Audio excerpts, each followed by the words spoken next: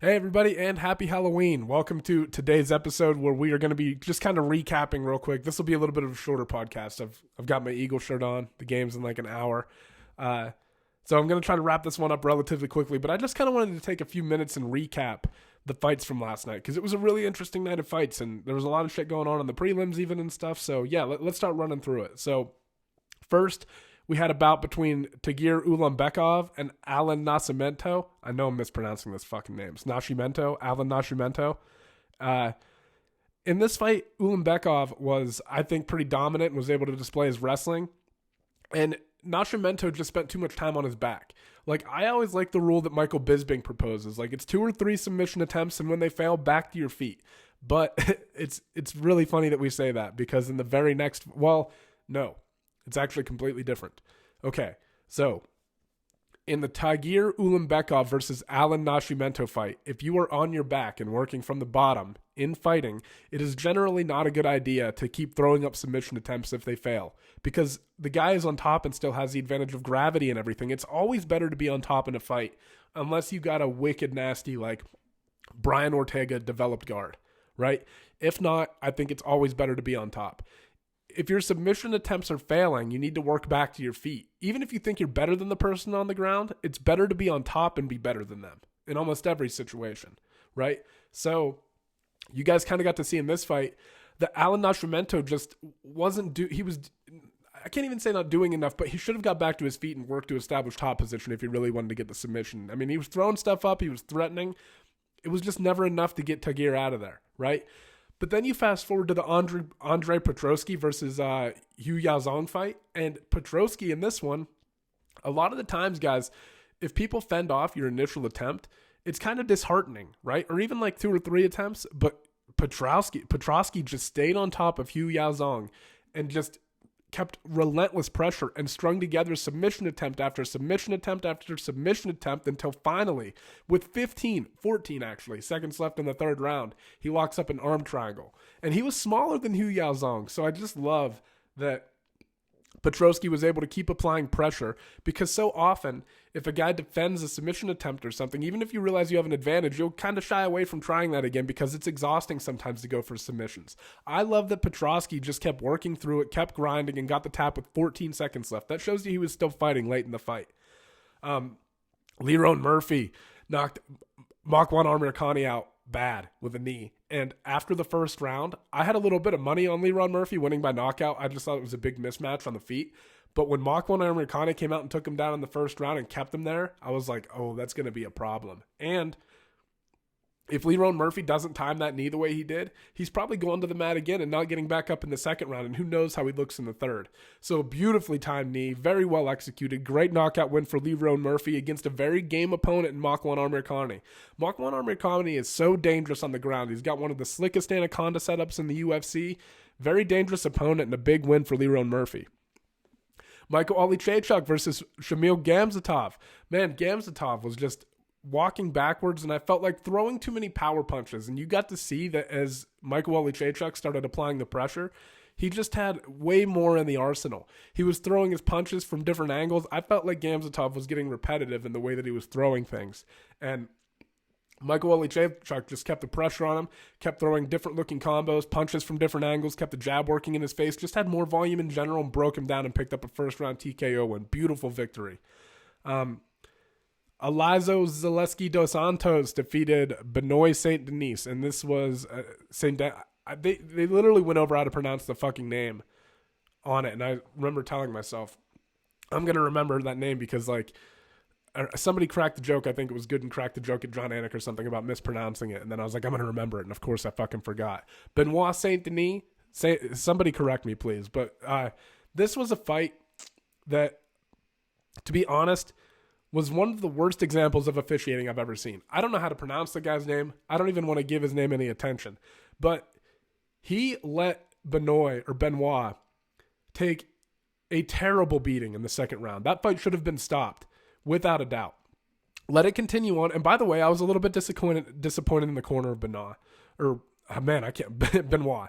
I felt like they should have thrown the towel in, but to me, there's more blame on the ref. Like, it's up to you to protect that fighter and keep him safe. And he was clearly not going to win that fight. Even though it extended into a third round, he was not going to win that fucking fight. And you let him take unnecessary damage. And it's like, at the end of the day, you're trying to preserve the fighter's health and make sure that he gets to fight again sometime, right? So the fact that he didn't do that, to me, was extremely disappointing. And I'm glad that he was yanked from the card. And then in the third round, without any type of warning or anything, Dos Santos lands a knee to the groin and he takes a point. And it's like, what the fuck is going on here? This thing is so chaotic. Like, you weren't even willing to stop the fight when a guy was getting absolutely battered and not returning offense, but you're going to take a point after an incidental knee strike to the groin? That didn't. It was so bizarre. It didn't make any sense to me. It was almost like this is how he was making it up to the guy. I don't fucking know. It was weird. I'm glad he got pulled. And then, guys, for every example of bad officiating, there are examples of good ones. And Jason Herzog is one of the best referees in the UFC, without a doubt. In all of MMA, I think Herzog is one of the best. They made a good point in that he makes decisions and he fucking sticks to them. You don't have to agree with everything, but he's very consistent in how he referees fights, and he's good at stopping things at the right time. And in this next fight, Albert Duraev versus Roman Kopylov, you guys got to see that Duraev was working for a takedown attempt up against the cage, and Kopylov reached up and grabbed the cage. And not only did Herzog reset them and put them in a position, right? Put them back into the position, but he didn't even let Kopylov reach his arm over to effectively defend the takedown. And Duraev landed the takedown immediately, which he should have. So it was just great fucking awareness by Herzog. So for all these examples of bad refereeing, I think it's also important to point out the good ones. And Jason Herzog did a fucking excellent job, not just in this fight, but all night. He was on top of shit. And hats off to him, man. He did great. Zubaira Tukhugov picked up a win over Ricardo Ramos, and then Amanda Ribas beat Verna Jandiroba in the headlining prelim bout. Let's move on to this main card real quick. Just kind of talk about the results there. Magomed Ankalaev defeated Volkan Ozdemir. This was one of those fights that kind of went the way I thought it was going to go. After the first round, Volkan would throw some volume and connect with some things, but overall, Magomed Ankalaev is just too technical for him, right? Too fundamentally sound. And the things that Volkan Ozdemir the things that he was trying to throw just weren't connecting, and it started to discourage him, and then he didn't have enough volume in the second and third, and it allowed Ankalaev to start applying pressure. And Ankalaev picked up a big win against a pretty big name in the light heavyweight division. I think Ankalaev is a very promising prospect, and you're going to see him start climbing the ranks and fighting some of these bigger names now, right? I think Magomed Ankalaev is one of the guys that the UFC is pretty hopeful about competing for the title in the future at some point, right? Like, I think he's very good. I think he's one of the more well-rounded guys in the division. I think he definitely has that capability. You got Yuri Prochazka, who's probably going to be fighting Glover next after Glover picked up that big win. So we'll see how this all shakes out. But Ankalaev's climbing the ranks. I think he's going to fight for the title at some point. I think he's that good. Khamzat Chimaev comes out against Li Jingliang, pumps out a double jab, and immediately gets on a takedown entry, right? Draws a big overreaction out of Li Jingliang, and once he got him there, guys, it wasn't even fucking close. Li Jingliang didn't even have a chance. Khamzat Chimaev picked the number 11 ranked welterweight up in the world on his hip, like a little baby, carried him over, talked shit over to Dana White, the UFC boss, and then slams him on the ground and proceeds to choke him out a couple minutes later. I mean, just absolutely blitzed through him. And he doesn't have the type of wrestling that gets you into the top 5. He has the type of wrestling that wins you a UFC title. It's that fucking good. If you guys haven't seen the breakdown I did on this when he fought the submission win over Li Jingliang, check it out if you guys get time. But it's not just that the guy is scary. It's not just that he's aggressive. It's not just that he's powerful. It's that he's technically adept on top of all that. To me, that's the scariest part. When you got rock solid technique and fundamentals, and you're aggressive, and you're confident, and you have power, now we're talking about a real problem. I mean, he literally just ran through the number 11 guy in the world. He's going to continue to do that up until he runs into some serious opposition and guys like Usman and Colby Covington. I really believe that. You're going to have a very strong wrestling base to stop what this guy has coming. Man, he's a problem, I'm telling you. And the little things that he does right, kind of shit you see from world champions. I'm very excited about Khamzat Chimaev. Alexander Volkov picked up a win over Marcin Tybura. Again, just the takedown defense from Alexander Volkov. And if you didn't think he had good takedown defense, go back and watch how hard he made Curtis Blades work for the win that Curtis Blades picked up over him, right? Curtis Blades got a unanimous decision win, but Alexander Volkov, and he was on top of Marcin Tybura at times in this fight. Alexander Volkov is a very solid competitor. World champion at heavyweight for both M1 Global and Bellator. So he's been a champion in 2 different promotions. He has a ton of fights on his record. And he's very in control of himself for how big and how lengthy he is. A lot of guys aren't. But he looked great, picked up a win over Marcin Tybura. That was a much-needed win for him. And, continues to rack up wins in this heavyweight division. Alexander Volkov is a stud, man. All right, next, Islam Makachev versus Dan Hooker. What makes Islam Makachev so special, in my opinion, is not just that he's a great grappler. If he had that, whatever. There are a lot of guys who have wrestling credentials and are great grapplers who struggle to get the fight to the ground. I personally think that what makes Islam Makachev so special is that he's very good on the feet. He has a lot of tools that he can use. He has a lot more weapons in his arsenal than Khabib ever did, in my opinion, when it comes to striking. And B, because of that, because he uses that, he's so good at timing his takedowns. He's so good at using all of his abilities that he has standing to get the fight to the ground. Whereas Khabib kind of brute forces his way through things. I think Islam kind of is capitalizing on mistakes that you're making and stuff, like being a little bit too close to him and throwing a kick like Dan Hooker did. Like if you do that, you're going down. And he's one of the best in the world at catching a kick and getting it down to the ground, right? So Islam Makachev, once he got it there, also just started progressing through things, passed right around into half guard, locked up the Kimura grip, passed into side control, and nearly ripped Dan Hooker's fucking arm off. Islam Makachev is a scary dude, and he's definitely going to be fighting for the title in the next fight or two. He might have to fight like the winner of Gaethje versus Chandler or something like that first before they give him the title nod, but he's going to be challenging for the title at some point. He's a scary motherfucker, dude. One of the best at 155 pounds, no doubt.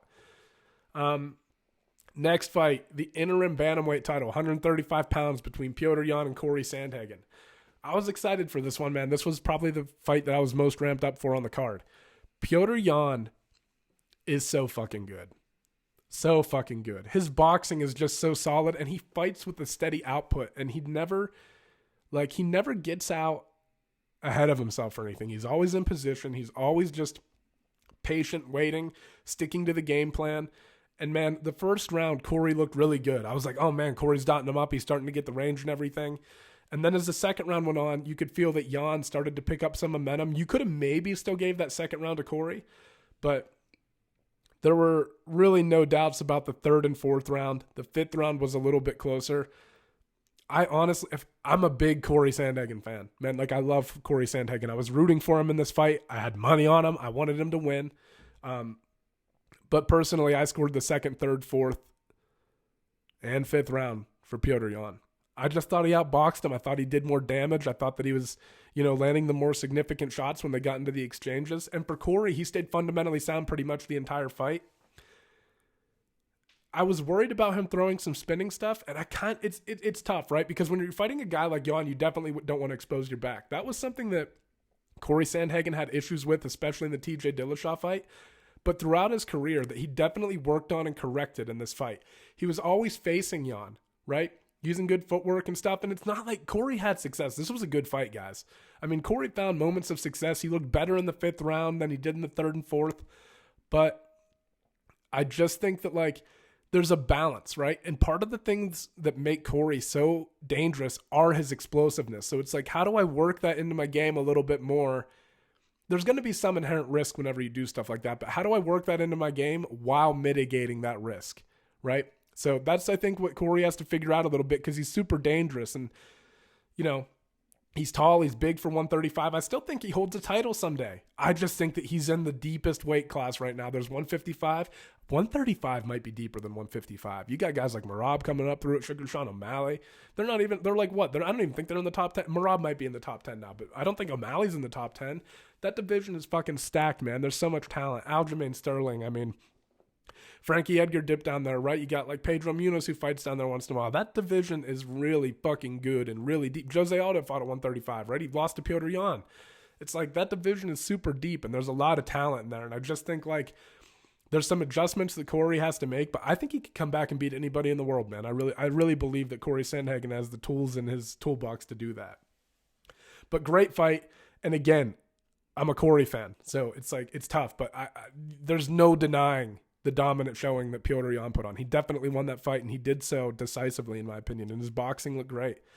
And man, he's just so fluid with the combinations and the timing and everything, and super impressive to watch. He's a great champion. I'm excited for the rematch between him and Sterling as well. So big win for Petr Yan, and title unification bout coming up against Sterling next.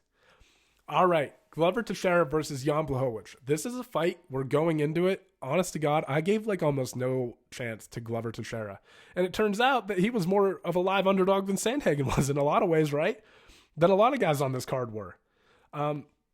Obviously, he fucking won the light heavyweight championship. And so it starts off and he takes Yanblahowicz down and basically keeps him in full guard for the entire first round. And I think what happened once it got there is that Yanblahowicz just got discouraged. And I think he was afraid to open his legs up because Glover would pass.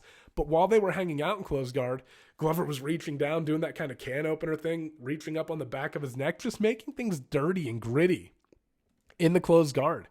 And then I think when the second round rolled around, Yan was finding a little bit more success on the feet, defended a couple takedown attempts, but then Glover landed a big left hook, right? Kind of knocked Blachowicz off balance. Blachowicz returns fire. They get into some exchanges. And then Glover starts pushing the fight up against the cage. Takes Yanblahowicz down. Advances into mount. Yan gives up his back. He pounds on him a little bit and sinks a rear naked choke in. And before the choke is ever really on, Yan's already tapping. And I think that when it went to the ground again in the second round, he just realized that the pressure from Glover Teixeira was just too much. And I think he just kind of broke mentally. I think that he kind of broke in the first. And when it went to the ground again in the second, he was like, fuck, I'm not going to be able to do this for the entire fight. And I think Glover Teixeira just broke him, man, with the relentless pressure and the fucking high-level jiu-jitsu. It was a great win for Glover Teixeira. I can't believe he's 42 years old and the champion right now. I mean, it's an amazing story. I'm happy as hell for the guy. He's one of the, I don't know him, but he seems to be one of the nicest guys in, like, the UFC, right? And it's just so good to see somebody like him win at that age and to make his way through. And to beat Yanblahowicz, who's the guy who beat Israel Adesanya. Right? So, and I know Adesanya moved up in weight and all that good shit, right? Like, I know he moved up to 205 and Jan's a lot bigger than him, blah, blah, blah. But I was just super impressed by it. Felt to me like Glover Teixeira just broke the spirit of Yanblahowicz in this fight, and that's why he got the tap so early. I mean, it was great jiu-jitsu. It was all great technique. Everything Glover did was great. But I didn't expect the willpower of Yanblahowicz to break so quickly. Who knows? They're in Abu Dhabi. Maybe there were problems with sleep, weight cutting. Who knows what went wrong?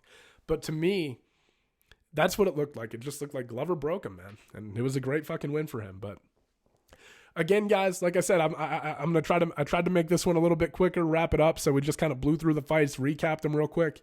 Great night. Like I said, some bad judging or some bad reffing, some good reffing.